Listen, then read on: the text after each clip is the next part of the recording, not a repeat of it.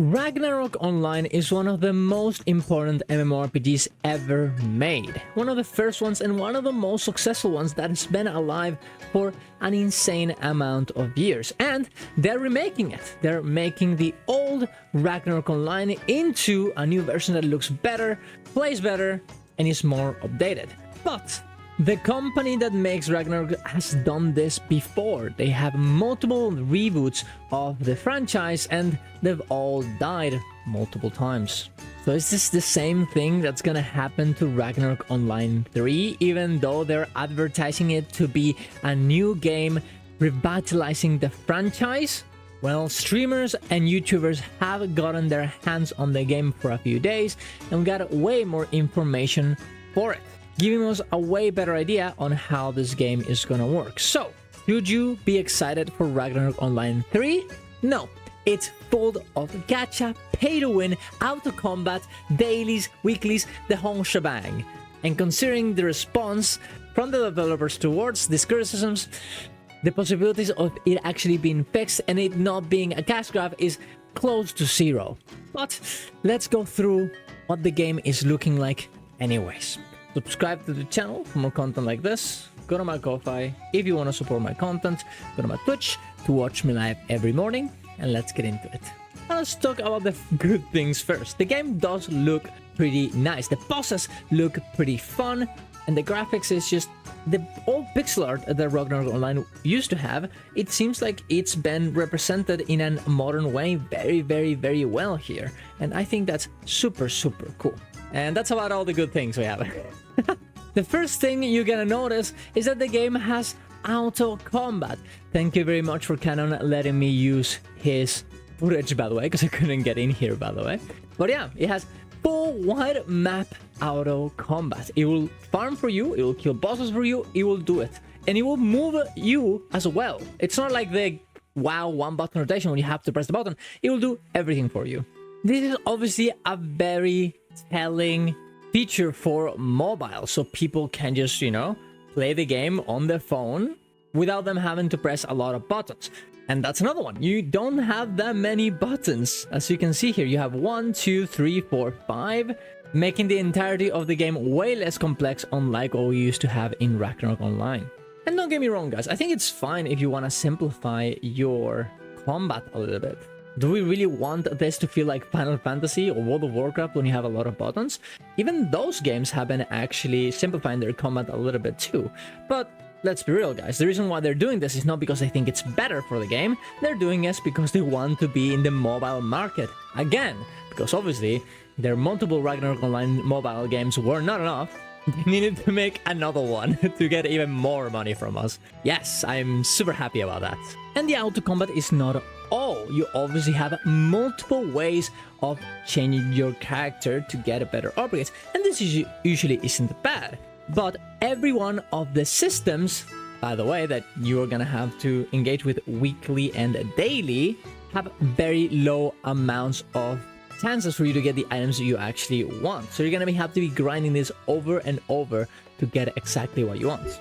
Not only this, but whenever you actually buy a boss that you're gonna have to sometimes spend some stamina to get into, you're gonna have to bid for the items with a currency that you can buy as well. So you're incentivized even further to swipe with real money in order to get exactly what you want. The card system is also very heavily monetized. The cards effects are not that interesting, unlike what you would usually use in Ragnarok Online. Instead of being cards that make new builds, they seem to be cards that just give you some new stats, whatever.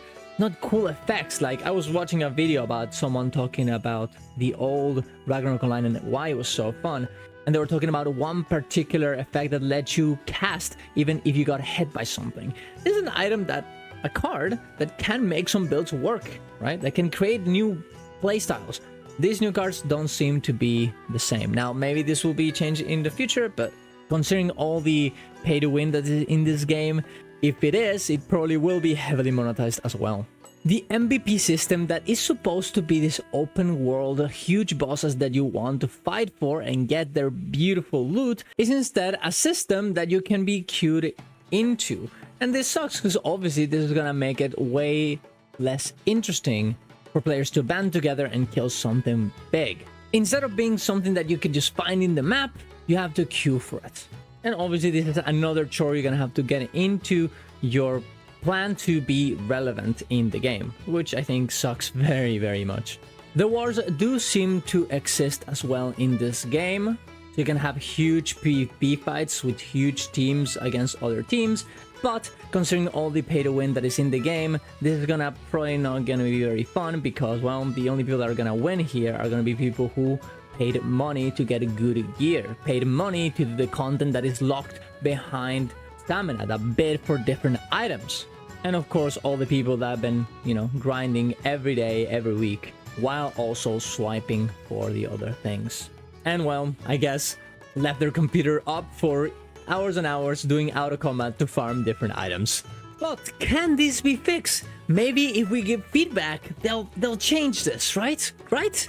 Well, not only they've been banning people for talking about the pay to win and criticizing it in the Discord, but let's listen to this direct message that they gave from the company. Topics like pay to win, auto-battle mechanics, performance, job balance, and power scaling have been at the center of our daily discussions from day one. Your honest feedback holds us accountable to our original vision to create a game you'll want to play for decades. As someone who's been in the industry a long time, I've learned not to make promises lightly. Here's something I can say. Ragnarok Online 3 is being built on the spirit that made the original Ragnarok Online something unforgettable. We're not just remaking a classic, we're building a new Ragnarok Online world for adventurers. We'll keep some surprises up our sleeve for now, but we're looking forward to your feedback once you finally get to step in the world we've created. That might be the most PR speech I've ever seen, ever. Just ignoring all of the actual feedback, not talking about anything that we have said that we want fixed, and instead saying, no, guys, you need to trust us that we're gonna do the best game ever, for reasons. I'm not gonna give you the reasons, we're just gonna say that it is, and you should buy our game anyways, you should play our game anyways.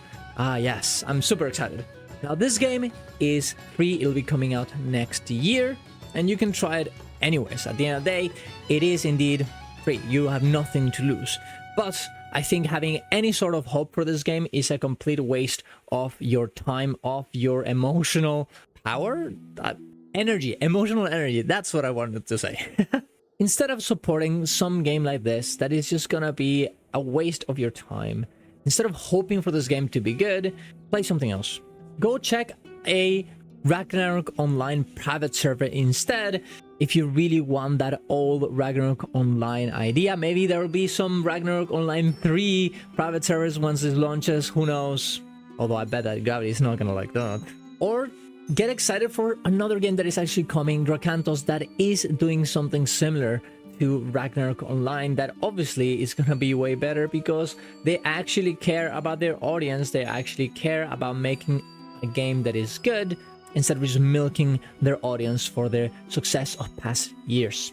But of course, let me know what you guys think. I really hope that I really hope that not a lot of people play this game, because it is kind of disgusting how this company just keeps milking the cool and awesome franchise that Ragnarok was, and they just keep getting away with it. I really hate it, and I don't know. Unless they actually change their ways and make a game that is actually worth playing, I don't want to support them. I don't want to have anything to do with this, and that's kind of what I want to make this video, because I don't want to stand for it. But let me know what you guys think. See you guys around. Love you all. Ciao, ciao.